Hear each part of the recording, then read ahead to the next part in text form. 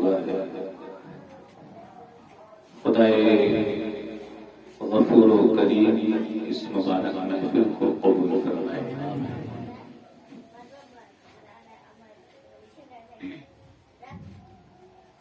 سرکار خواجہ غریب نواز رضی اللہ تعالیٰ عنہ کی شان میں دو شعر سماعت کریں۔ خواجہ ہند وہ دربار ہے اعلیٰ تیرا، خواجہ ہند وہ دربار ہے اعلیٰ تیرا،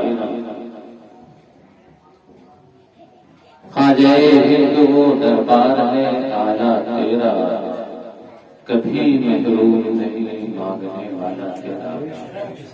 پھر مجھے اپنا در پار دکھا دے پیارے، پھر مجھے اپنا در پار دکھا دے پیارے، آنکھیں پر نور ہوں پھر دیکھے جلوہ تیرا، آنکھیں پر نور ہوں پھر دیکھ کے جلوہ تیرا۔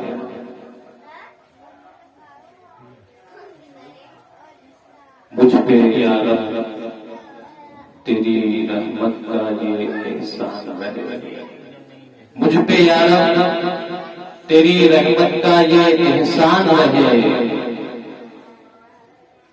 جان میری تیرے محبوب پہ قربان رہے، جان میری تیرے محبوب پہ قربان رہے۔ یہ سبق دیتے ہیں زمانے کے حوادث بازی، یہ سبق دیتے ہیں زمانے کے حوادث بازی، موت سے اپنی نوافل کبھی انسان نہ لے، موت سے اپنی نوافل کبھی انسان نہ لے۔ انسان دنیا میں پیدا ہوتا ہے تو اس کے پیدا ہوتے ہی اس انسان کا رب اس کے لیے دو زمینیں لکھ دیتا ہے۔ انسان کے پیدا ہوتی ہر انسان جو بھی دنیا میں آیا، اللہ اس کے لیے آخرت میں دو زمینیں لکھ دیتا ہے، دو پلاٹ اس کے نام پر الاٹ کر دیتا ہے، ایک جنت میں اور دوسرا دوزخ میں۔ ایک پلاٹ جنت میں الاٹ ہو جاتا ہے اور دوسرا دوزخ میں الاٹ ہو جاتا ہے، اور ان دونوں پلاٹوں میں سے کسے آباد کرنا ہے اور کسے ویران کرنا ہے یہ بندے کے اوپر چھوڑ دیا ہے۔ اور یہ جنت اور دوزخ کے پلاٹ بندے کے اعمال سے آباد یا ویران ہوتے ہیں۔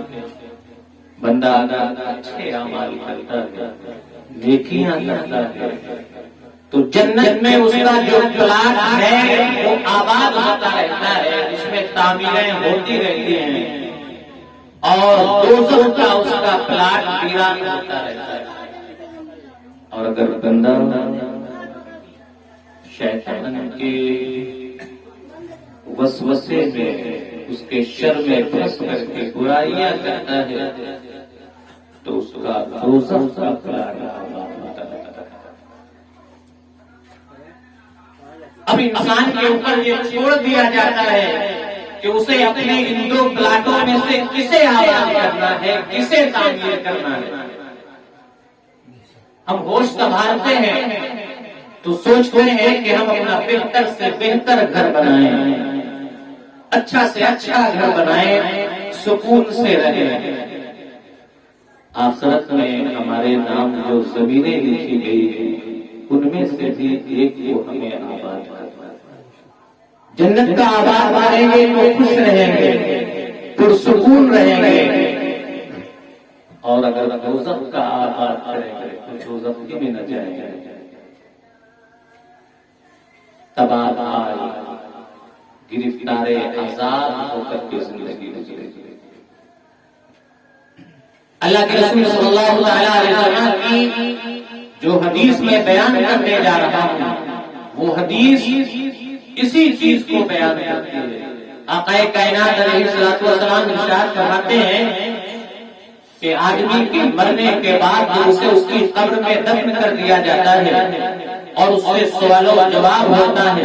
جب سوال و جواب کا مرحلہ پورا ہو جاتا ہے، سوال و جواب کے اس مرحلے میں وہ کامیاب ہو جاتا ہے، اللہ کی بارگاہ سے جنت کا مژدہ اسے مل جاتا ہے، تو ایک فرشتہ اس کی قبر میں آتا ہے اور وہ فرشتہ سب سے پہلے اس جنتی اور نیک انسان کی قبر میں دوزخ کی کھڑکی کھولتا ہے۔ جسے جنت کا پروانہ مل چکا ہے اس کی قبر میں فرشتہ دوزخ کی کھڑکی کھولتا ہے، اسے دوزخ کا نظارہ کرایا جاتا ہے اور نظارہ کرانے کے بعد اس بندے سے کہا جاتا ہے اے بندے خدا، اگر تم نے ایمان کا راستہ اختیار نہ کیا ہوتا، اگر تم نے نیکی کا راستہ اپنایا نہ ہوتا، گناہ اور بدکاریاں کی ہوتی تو آج تیرا ٹھکانہ یہ ہوتا۔ تم نے ایمان کا راستہ اختیار کیا، نیکیوں کے ساتھ زندگی گزاری ہے، اس لیے جہنم کا یہ پلاٹ تیرا اب منسوخ ہو چکا ہے، کھڑکی بند کر دی جاتی ہے، اب جنت کی طرف کھڑکی کھولی جاتی ہے، جنت کی خوشبو اس کی قبر میں آتی ہے، اس سے کہا جاتا ہے تم نے نیکیاں کی ہے، ایمان کا راستہ اختیار کیا ہے اور ہمیشہ کے لیے تیرا ٹھکانہ یہ ہے۔ سرکار بتاتے ہیں آگے حدیث پاک میں ہے کہ اور اگر قبر میں جانے والا جہنمی ثابت ہوتا ہے، دوزخ کا فیصلہ اس کے بارے میں سنایا جاتا ہے، تو ایک فرشتہ آتا ہے اور اس کی قبر میں پہلے جنت کی کھڑکی کھولتا ہے، جنت کی بہاروں کا اسے نظارہ کرایا جاتا ہے، جنت کی بہاروں کا نظارہ کرانے کے بعد فرشتہ اس سے کہتا ہے اے سیاہ روح انسان، اگر تم نے ایمان کا راستہ اختیار کیا ہوتا، اگر تم نے نیکیوں کا راستہ اپنایا ہوتا تو تیرا ٹھکانہ یہ ہوتا، تو یہاں رہتا۔ فرشتہ جنت کی کھڑکی بند کر دیتا ہے، اب دوزخ کی کھڑکی کھولتا ہے اور کہتا ہے تم نے ایمان کا راستہ دنیا میں اختیار نہ کیا، تم نے نیکیاں نہیں کی ہیں، اس لیے اب ہمیشہ ہمیشہ کے لیے تیرا ٹھکانہ یہ رہے گا، اسی میں تجھے جلنا ہوگا۔ معلوم ہوا کہ جو بھی دنیا میں آتا ہے اس کے لیے ایک دوزخ میں پلاٹ الگ ہوتا ہے اور ایک جنت میں الگ ہوتا ہے۔ اب اس کے اعمال پر منحصر ہے، اس کے کاموں پر منحصر ہے کہ اسے اس کا کون سا پلاٹ ملے گا، کون سا گھر ملے گا۔ اللہ رب العزت کی طرف سے جنت میں جو ہمارا پلاٹ الگ ہوتا ہے، ملتا ہے، لکھا جاتا ہے، اگر بندہ اپنے جنت کے پلاٹ کو آباد کرنا چاہتا ہے، اسے بہتر سے بہتر بنانا چاہتا ہے تو اس کا کیا طریقہ ہوگا؟ اللہ کے رسول صلی اللہ علیہ وسلم نے یہ بھی بیان کیا۔ آقا کائنات علیہ الصلوۃ والسلام کی ملاقات حضرت ابراہیم علیہ نبینا علیہ الصلوۃ والسلام سے معراج کی شب 3 بار ہوئی تھی۔ ایک بار تو بیت المقدس میں فلسطین میں، اور دوسری بار فرشتوں کے قبلہ بیت المعمور میں، اور تیسری بار جنت میں حضرت ابراہیم کی ملاقات آقا کائنات علیہ الصلوۃ والسلام سے ہوئی تو حضرت ابراہیم خلیل اللہ نے آقا کائنات علیہ الصلوۃ والسلام سے کہا اے اللہ کے مقدس پیغمبر، اپنی امت کو میرا 2 پیغام پہنچا دیا، اپنی امت کو میرا 2 پیغام پہنچا دیجیے گا۔ میرا پہلا پیغام یہ ہے کہ آپ اپنی امت کو میرا سلام کہیے گا۔ اس سے بڑی اور خوش نصیبی کیا ہو سکتی ہے کہ اللہ کا ایک مقدس نبی، اللہ کا ایک مقدس پیغمبر ہمیں سلام بھیج رہا ہے، سنت کے مطابق کہے علی نبینا وعلیہ الصلوۃ والسلام، علی نبینا وعلیہ الصلوۃ والسلام۔ ابراہیم خلیل اللہ کہتے ہیں میرا دوسرا پیغام اپنے امت کو یہ پہنچا دیجیے گا، میری یہ بات پہنچا دیجیے گا کہ ان الجنت ارضها طیب وماؤها عذب وانما هي القيعان ورسها سبحان اللہ والحمد للہ واللہ اکبر ولا الہ الا اللہ۔ اے اللہ کے مقدس نبی، جب آپ اپنی امت کے درمیان جائیں تو میرا یہ پیغام پہنچائیں، لوگوں کو یہ بتا دیں کہ جنت کی جو زمین ہے وہ نہایت سرسبز و شاداب اور زرخیز ہے، اور جنت کا جو پانی ہے وہ نہایت میٹھا اور شیریں ہے، لیکن انما ہے القیعان، امت کو یہ بتا دیں کہ جو جنت کی زمین ہے وہ بالکل سپاٹ ہے، برابر ہے، اس میں تعمیریں نہیں ہیں، اس میں بھی آبادی نہیں ہے۔ اگر آپ امت جنت میں اپنی جنت کو آباد کرنا چاہتے ہیں، اس میں تعمیر کرنا چاہتے ہیں، تو جنت کو آباد کرنے کا طریقہ یہ ہے کہ وہ اللہ کا ذکر کیا کرے، سبحان اللہ کہا کرے، اللہ کی تسبیح بیان کیا کرے، الحمدللہ کہا کرے، ہمیشہ اللہ کا شکر ادا کیا کرے، اللہ اکبر کہا کرے، اللہ کی بڑائی بیان کیا کرے، لا الہ الا اللہ محمد رسول اللہ کا ذکر اپنی زبان پر جاری رکھا کرے، ایمان لائے نیک اعمال کرے، ان کی یہ نیک جنتیں ان کے محلات کو آباد کر دیں گے۔ نعرہ تکبیر، نعرہ رسالت، خواجہ غریب نواز، نعرہ تکبیر، سبحان اللہ سبحان اللہ۔ تو جنت میں ہمارا جو گھر ہے اسے آباد کرنا ہے، اللہ کا ذکر کرنا ہوگا، اللہ کی پاکی بیان کرنی ہوگی، خدا کا ہمیشہ شکر ادا کرنا ہوگا، ایمان کے ساتھ ہمیشہ ہمیں وابستہ رہنا ہوگا، ایمان کا راستہ اختیار کرنا ہے۔ جو لوگ دنیا میں ہمیں اللہ نے انہیں زندگی عطا کی ہے وہ نیکیاں کریں، اور جو لوگ ہمارے درمیان سے گزر چکے ہیں، جا چکے ہیں، ان کے لیے دعائیں کریں، ان کے لیے صدقوں و خیرات کریں، ان کے لیے نمازیں پڑھیں، ان کے لیے روزہ رکھیں۔ یہ اعمال جب ہم اپنے درمیان سے گزر جانے والے مسلمان بھائیوں کے لیے کریں گے تو یہ ان کی مغفرت کا ذریعہ ہوں گے، بخشش کا ذریعہ ہوں گے، بلندی درجات کا ذریعہ ہوں گے۔ ایک حدیث پاک ہے، حضرت عبداللہ ابن عباس صحابی رسول رضی اللہ تعالیٰ عنہ روایت کرتے ہیں، کہتے ہیں کہ آقا کائنات کی بارگاہ میں ایک شخص حاضر ہوا اور یا رسول اللہ میری ماں تھی جو دنیا سے جا چکی ہے، وفات پا چکی ہے، اے اللہ کے رسول اگر میں اپنی ماں کے لیے کوئی چیز صدقہ کروں تو یا رسول اللہ یہ بتائیں کیا یہ صدقہ کرنا میری ماں کو نفع پہنچائے گا، کیا یہ میری ماں کو فائدہ پہنچائے گا؟ آقا کائنات علیہ السلام نے ارشاد فرمایا نعم ہاں، اگر تم اپنی ماں کے لیے صدقہ کرو گے تو اس کا فائدہ تمہاری ماں کو ضرور پہنچے گا۔ تو وہ شخص آنے والا آقا کائنات علیہ السلام کی بارگاہ میں عرض کرتا ہے یا رسول اللہ اننی مغفرۃ فإنی اشہدک انی قد تصدقت عنہا، یا رسول اللہ میرا ایک باپ ہے اور میں آپ کو اس بات پر گواہ بناتا ہوں کہ میں نے اپنی ماں کے لیے اپنا وہ سارا باغ صدقہ کر دیا ہے، اللہ کی راہ میں خیرات کر دیا ہے، یا رسول اللہ آپ اس بات پر گواہ ہیں۔ حدیث پاک اگر ہم اپنے درمیان سے گزر جانے والوں کے لیے صدقہ و خیرات کریں تو اس کا فائدہ ہے، ان کے لیے نمازیں پڑھیں، روزہ رکھیں۔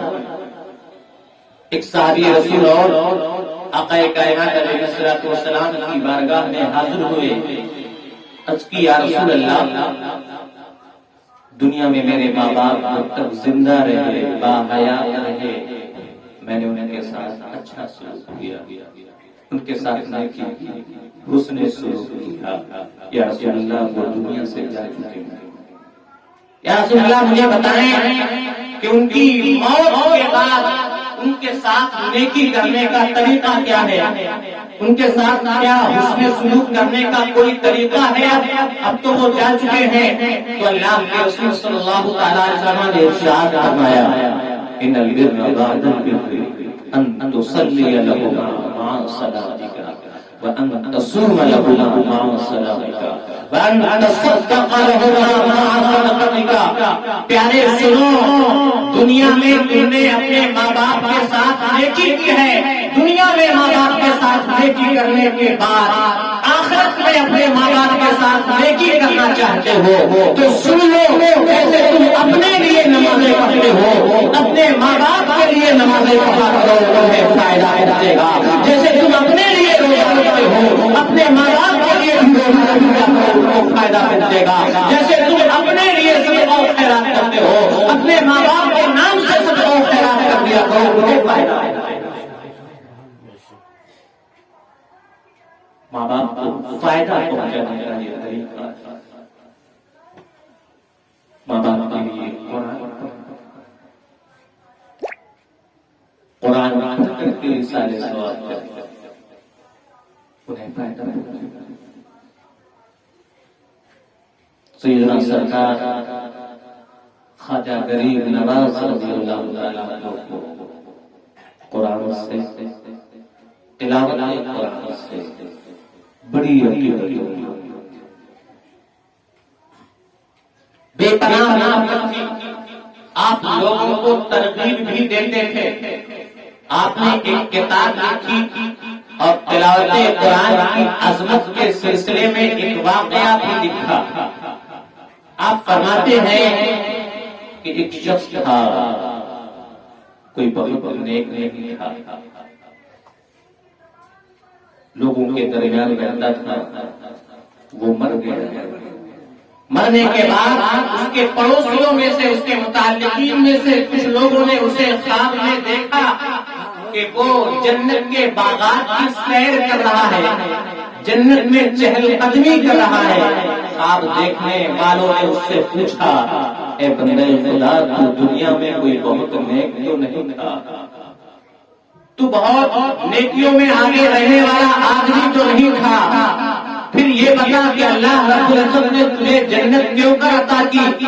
تو جنت کی سیر کیوں کر رہا ہے؟ تو جنت میں کیسے داخل ہوا؟ اس نے خواب دیکھنے والوں سے کہا، میرے دوستو، تم سچ کہتے ہو، میں کوئی بہت نیک آدمی نہیں تھا، میرے پاس ایسی نیکیاں تو نہیں تھی کہ میرا رب مجھے میری نیکیوں کی بدولت جنت عطا کرتا، لیکن ہاں میں ایک کام دنیا میں کرتا تھا اور میرے رب کو میرا وہ کام ہی پسند آیا، اور اسی کام کی بنیاد پر میرا رب مجھ سے راضی ہو گیا، اس نے مجھے جنت عطا کر دی۔ لوگوں نے پوچھا، ہمیں بھی بتاؤ وہ کام کیا تھا؟ وہ کہتا ہے، میرے دوستو سنو، میں کہیں بھی قرآن رکھا ہوا دیکھ لیا کرتا تھا، تو قرآن کو رکھا ہوا کہیں پر دیکھ لیتا تھا تو میں اسے آتا ادب کھڑا ہو جایا کرتا تھا، اور ادب و احترام اور عقیدت کی نگاہوں سے قرآن کو دیکھتا رہا کرتا تھا۔ قرآن کے ادب و احترام کرنا میرے رب کو اتنا پسند آیا کہ اس نے مجھے جنت عطا کی۔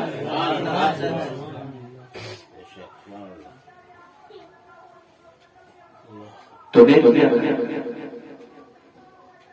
قرآن کی تلاوت کریں۔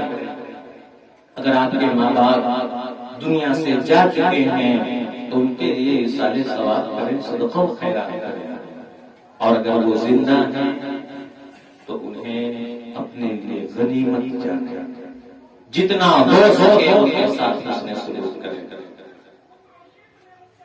جتنا ہو سکے ان کا خیال رکھیں۔ یہ جو ماں باپ ہوتے ہیں یہ آدمی کی جنت بھی ہوتے ہیں اور دوزخ بھی ہوتے ہیں۔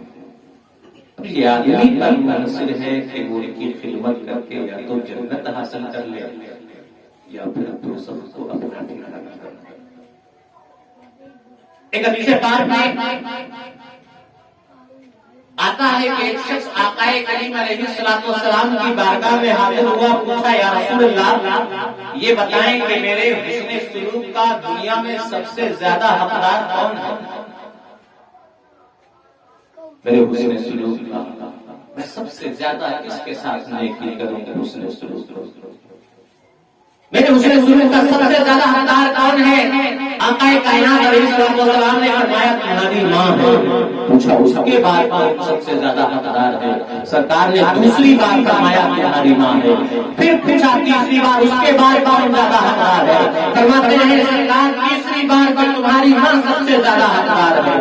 چوتھی بار پوچھا اس کے بعد کون سب سے زیادہ حقدار ہے؟ سرکار فرماتے ہیں پھر تمہارا باپ سب سے زیادہ حقدار ہے۔ معلوم ہوا کہ دنیا میں ماں باپ جو ہیں جو آدمی کے حسن سلوک کے سب سے زیادہ حقدار ہیں، لیکن ہمارا حال یہ ہے کہ ہم اپنے ماں باپ کے ساتھ حسن سلوک نیکی کم کرتے ہیں اور دوسروں کے ساتھ دوسروں کا خیال زیادہ کرتے ہیں، دوسروں کے چکر میں ماں باپ کی نافرمانیاں کرتے رہتے ہیں۔ یہ ماں باپ بڑے خوش نصیب ہیں جن کے ماں باپ ان کے ساتھ ان کی خدمت کرتے رہیں، ان کو اپنے لیے غنیمت جانیں۔ یہ جو باپ آتا ہے یا جو ماں ہے یہ اس کے قدموں تلے اللہ نے آپ کی جنت رکھی، اور یہ جو باپ ہے یہ آپ کی جنت کا دروازہ ہے۔ اللہ کے رسول صلی اللہ علیہ وسلم اپنے صحابہ سے خطاب کرتے ہوئے فرماتے ہیں میرے صحابہ سنو، یہ جو تمہارا باپ ہے، تمہارا باپ تمہاری جنت کے دروازوں میں سے سب سے بہتر دروازہ ہے۔ اب یہ آدمی کے اختیار میں ہے کہ وہ ماں باپ کی ہو اپنے باپ کی خدمت کر کے اپنے باپ کے ساتھ حسن سلوک کر کے یا تو جنت کے اس دروازے کی حفاظت کر لے تاکہ وہ آخرت میں باقی رہے اور اسے کھول کر کے وہ جنت میں داخل ہو سکے، یا پھر اس کے ساتھ برائیاں کر کے بدسلوکی کر کے اپنے جنت کے اس دروازے کو ضائع کر دے، برباد کر دے، اور جب دروازہ ہی نہیں رہے گا تو آدمی جنت میں داخل کیسے ہوگا؟ تو حسن سلوک کرے گا۔ دنیا میں سب سے خوش نصیب انسان وہ ہے جو اپنے ماں باپ کے ساتھ حسن سلوک کرتا ہے، اور وہ ماں باپ بھی حسن سب سے زیادہ خوش نصیب ہیں جن کی اولاد ان کی خدمت کرتی ہے۔ اور سب سے زیادہ بدنصیب دنیا میں وہ ہے جو اپنے ماں باپ کو تکلیف دیتا ہے، سب سے زیادہ بدنصیب ہے، اور ایسے ماں باپ بھی بیچارے چلے گئے۔ ایک عربی شخص تھا، ایک بار اس نے سوچا کہ چلو یہ دیکھا جائے کہ دنیا میں سب سے زیادہ خوش نصیب کون ہے اور دنیا میں سب سے زیادہ بدنصیب کون ہے۔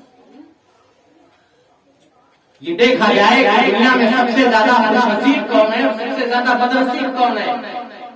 وہ نکلتا ہے، مختلف شہروں کی سیر کرتا ہے، دورہ کرتا ہے، ایک آبادی سے اس کا گزر ہوتا ہے، کیا دیکھتا ہے کہ ایک نہایت بوڑھا شخص ہے جسے ایک جوان آدمی اس کے گلے میں رسی ڈال کر کے گھسیٹ رہا ہے، اور اس نہایت بوڑھے شخص کے گلے میں پانی کا ایک ڈول لٹک رہا ہے جو بہت وزنی ہے، وہ کسی طرح سے بیچارہ نہ سکتا۔ ظلم یہیں پر ختم نہیں ہوتا، وہ جوان آدمی اس بوڑھے کو کوڑوں سے مار بھی رہا تھا۔ اس عربی شخص نے جب یہ منظر دیکھا اس سے رہا نہیں گیا، کہا اے ظالم انسان، کیا تیرے دل میں خدا کا خوف ذرا بھی نہیں رہا؟ اس بوڑھے آدمی کے گلے پر تم نے پانی کا ڈول لٹکا رکھا ہے، یہ اسی سے پریشان حال ہے، بوجھل ہے، تو اتنے پر بس نہیں کر رہا ہے، کوڑوں کی برسات کر رہا ہے۔ اللہ تجھے اپنی رحمتیں نہ دے، کیا تیرے دل میں اللہ کا ذرا بھی خوف ہو؟ تو وہ جوان کہتا ہے یہ بھی سن لو کہ یہ بوڑھا آدمی جس پر میں کوڑے برسا رہا ہوں یہ میرا باپ ہے، یہ بوڑھا آدمی جس پر میں کوڑے برسا رہا ہوں یہ میرا باپ ہے، مجھے نصیحت نہ کرو، سن لو، میں اپنے اس باپ پر کوڑے اس لیے برسا رہا ہوں کہ یہ بھی اپنے باپ کے پیروں سے بڑا کرتا تھا، شروع کیا کرتا تھا، اور اس کے باپ اس کا باپ بھی اپنے باپ پر اسی طرح ظلم کیا کرتا تھا، وہ بھی اس پر اپنے باپ پر کوڑے برسایا کرتا تھا۔ اس کا یہی کردار تھا، اس کے باپ کا بھی یہی کردار تھا، اس لیے میں اس کے ساتھ یہ شروع کر رہا ہوں، اسے کوڑے مار رہا ہوں۔ وہ عربی شخص سے بددعائیں دیتے ہوئے چلا جاتا ہے۔ اس بدنصیب جوان کو یہ احساس نہیں ہوا کہ وہ اپنے باپ کو کوڑے اس لیے مار رہا ہے، اس نے اپنے باپ کو مارا تھا۔ اس نے یہ بھی سوچ لیا ہوتا کہ اگر میں اسے اپنے باپ کے ساتھ یہ رویہ کر رہا ہوں تو میری اولاد بڑی ہوئی تو میرے ساتھ یہ چیز شروع کرے گی۔ وہ عربی شخص کہتا ہے اللہ کی قسم مجھے یقین ہو گیا کہ اس بوڑھے آدمی سے زیادہ دنیا میں بدنصیب کوئی اور نہیں ہے جس پر خود اس کی اولاد شروع کر۔ وہ عربی کہتا ہے آگے بڑھا، ایک اور آبادی سے گزرا، وہاں میں نے ایک نوجوان کو، جس نوجوان کے گلے میں کھجور کے پتوں کی ایک ٹوکری تھی، اور کھجور کے پتوں کی اس ٹوکری کے اندر ایک نہایت کمزور دبلا پتلا ایک بوڑھا آدمی موجود ہے۔ اس نے بوڑھے آدمی کو ایک ٹوکری میں رکھ کر کے اپنے گلے پر اس ٹوکری کو لٹکا لیا تھا، جہاں بھی جاتا تھا ٹوکری ساتھ لے کر کام کرتا تھا تو ٹوکری کو گلے میں لٹکا کر کے رکھتا تھا۔ وقت پر اس بوڑھے آدمی کے کھانے کا خیال رکھتا تھا، وقت پر اس کے پینے کا خیال رکھتا تھا، اس کی خوب خدمت کرتا تھا۔ عربی شخص نے جب یہ منظر دیکھا تو اس نے پوچھا اے نوجوان یہ بتاؤ یہ بوڑھا آدمی کون ہے جس کی تم اتنی زیادہ خدمت کر رہے ہو، جس کے لیے تم اتنی پریشانیاں اٹھا رہے ہو، کام کر رہے ہو تو بھی ٹوکری میں اسے لاد رہتا ہے، ساری ضرورتیں پوری کر رہے ہو اپنی، لیکن اس بوڑھے آدمی کو تنہا نہیں چھوڑ رہے ہو، اتنی خدمت اس بوڑھے آدمی کی کیوں کر رہے ہو؟ تو نوجوان کہتا ہے اے بندے خدا سن، یہ بوڑھا آدمی جو کمزوری کے سبب بالکل چوزے کی طرح ہو چکا ہے، جس کی عقل جا چکی ہے، یہ بوڑھا میرا باپ ہے، میرے اس باپ نے میری بچپن میں پرورش کی تھی، مجھے تعلیم کیا تھا، مجھے ایک اچھا انسان بنایا تھا، جب میں کسی لائق نہیں تھا یہ میری ضرورتوں کا خیال رکھتا تھا، آج یہ کسی لائق نہیں ہے تو میں اس کی ضرورتوں کا خیال رکھ رہا ہوں، اس کی خدمت کر رہا ہوں، اس امید پر کہ اللہ رب العزت مجھے اس کا صلہ عطا فرمائے گا، اس کا بدلہ عطا فرمائے گا۔ عربی کہتا ہے مجھے یقین ہو گیا کہ دنیا میں سب سے زیادہ خوش نصیب انسان یہ بوڑھا آدمی ہے جسے اللہ نے ایسی نیک اور فرما بردار اولاد۔ تو خوش نصیب ہیں وہ لوگ جو اپنے ماں باپ کی خدمت کرتے ہیں۔ ان ماں باپ نے ہمارے لیے بڑی پریشانیاں اٹھائی، بڑی تکلیفیں اٹھائی، ہمارے لیے ہر طرح کے غم برداشت کیے۔ ایک شاعر کہتا ہے گھر کی اس بار مکمل میں تلاشی، ایک شاعر اپنے ماں باپ کو یاد کر کے کہتا ہے کہ گھر کی اس بار مکمل میں تلاشی ہوگا، غم چھپا کر میرے ماں باپ کہاں رکھتے تھے، غم چھپا کر میرے ماں باپ کہاں رکھتے تھے۔ ماں باپ اپنے بیٹے کی ساری ضرورتیں پوری کرتے ہیں، سارے غم چھپا کر کے رکھتے ہیں، بیٹے سے نہیں بیان کرتے ہیں تاکہ بیٹا خوش رہے، خود تکلیفیں جھیلتے ہیں اپنے ماں باپ، خود تکلیفیں جھیلتے ہیں، لیکن اولاد ہمیشہ راحت و آرام میں دیکھنا چاہتے ہیں۔ ایک شاعر کہتا ہے مجھ کو چھاؤں میں رکھا اور خود جلتا تھا، مجھ کو چھاؤں میں رکھا اور خود جلتا رہا دھوپ میں، میں نے دیکھا ہے فرشتہ باپ کی پرچھائی، میں نے دیکھا ہے فرشتہ باپ کی پرچھائی میں۔ سرکار خواجہ غریب نواز رضی اللہ تعالیٰ عنہ چھوٹی سی عمر میں ہے، حفظ کر رہے ہیں، قرآن کریم کے حفظ کے دوران ہی ان کے والد گرامی کا انتقال ہو جاتا ہے۔ ان کی ماں ان کی تربیت کرتی ہے، ان کی پرورش کرتی ہے۔ خواجہ غریب نواز رضی اللہ تعالیٰ اپنی ماں کا بے پناہ احترام کرتے تھے، ماں کی اجازت کے بغیر کوئی کام نہیں کرتے تھے۔ والد گرامی کا انتقال ہو گیا تھا اور انہوں نے ترکے میں انگوروں کا ایک باغ چھوڑ گئے تھے، اور اس باغ کے اندر ایک پنچکی تھی۔ سرکار خواجہ غریب نواز رضی اللہ تعالیٰ عنہ کی عمر 13 سال کی تھی۔ خواجہ غریب نواز رضی اللہ تعالیٰ عنہ باپ کے انتقال کے سبب خود 13 سال کی چھوٹی سی عمر میں کام کاج کرنے لگتے ہیں۔ آپ باغ کی رکھوالی کرتے ہیں، باغ کے درختوں کی دیکھ بھال کرتے ہیں، اور پنچکی میں لوگوں کا اناج پیس کر کے، گیہوں پیس کر کے لوگوں کو دیتے تھے، اور یہی ان کا ذریعہ معاش۔ ایک بار خواجہ اپنے باغ میں 13 سال کی عمر ہے کہ تبھی ایک مجذوب کا گزر آپ کے قریب سے ہوتا ہے۔ اللہ کے دیکھ دینے جو مجذوب جن کے کپڑے پھٹے ہوتے ہیں، جن کا ظاہر تو عجیب ہوتا ہے لیکن ان کا باطن بہت عظیم ہوتا ہے۔ ایک مجذوب کا گزر ہوتا ہے، دیکھا کہ انگوروں کا باغ ہے، مجذوب باغ کے اندر داخل ہوا، دیکھا ایک 13 سال کا لڑکا ہے جو انگور کھا رہا ہے۔ وہ مجذوب اس لڑکے کے قریب جاتا ہے، خواجہ کے قریب جاتا ہے تو کہتا ہے، بیٹے میں بھوکا ہوں، مجھے انگور کھلا دو۔ سرکار خواجہ غریب نواز 13 سال کے ہیں، پکے ہوئے انگوروں کا ایک گچھا توڑ کر کے لاتے ہیں اور اس مجذوب کو پیش کرتے ہیں، لیجئے کھا لیجئے۔ وہ مجذوب حضرت خواجہ کو اپنے ہاتھ دکھاتا ہے، دونوں ہاتھ میں کوڑ ہے اور ہاتھوں سے پیپ بہ رہی ہے۔ وہ مجذوب کہتا ہے، اے میرے بیٹے تم میرے ہاتھ دیکھ رہے ہو، میرے ہاتھوں میں کوڑ ہے، پیپ بہ رہی ہے، بتاؤ میں اپنے ان ہاتھوں سے انگور کیسے کھا سکتا ہوں؟ میرے بچے کیا تم ایسا کر سکتے ہو کہ اپنے ہاتھوں سے مجھے انگور کھلا دو؟ ایک آدمی جس کے کپڑے پھٹے ہوئے ہیں، بال بکھرے ہوئے ہیں، ہاتھوں سے پیپ بہ رہی ہے، کوڑ ہے،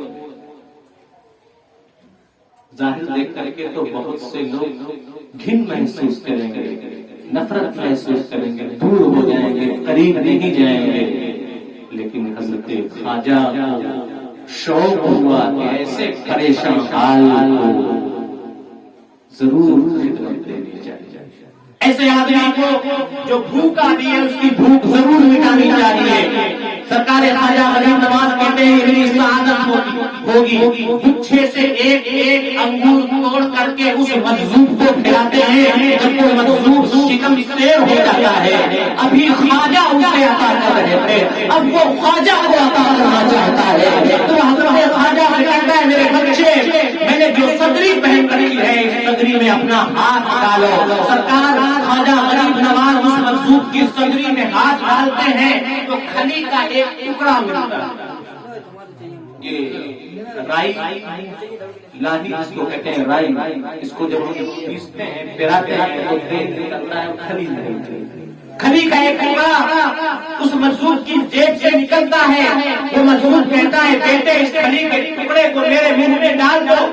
خواجہ اس کے منہ میں ڈالتے ہیں تو اسے چباتا ہے، چلتا ہے، جب کھلی کا وہ ٹکڑا نرم ہو جاتا ہے تو وہ مجذوب کہتا ہے بیٹے اسے میرے منہ سے نکالو اور اپنے منہ میں ڈالو اور کھا لو۔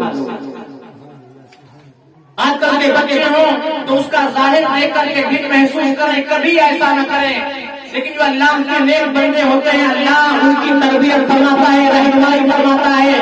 خواجہ اسے اپنی سعادت سمجھتے ہیں، اپنے ہاتھ سے اس کے منہ سے کھلی کا وہ ٹکڑا نکالتے ہیں اور اپنے منہ میں ڈال کر کے اسے کھا لیتے ہیں۔ اب دل کی دنیا بدل جاتی ہے، اللہ کی طرف روح کی توجہ ہو جاتی ہے۔ خواجہ باغ سے اپنی ماں کی بارگاہ میں حاضر ہوتے ہیں، والدہ محترمہ کا ادب بجا لاتے ہیں، بڑے ادب سے کہتے ہیں میری والدہ اللہ نے مجھے کام کاج کے لیے نہیں بنایا ہے، دین کی خدمت کے لیے بنایا ہے، اس لیے میری والدہ میں دین کی خدمت کرنا چاہتی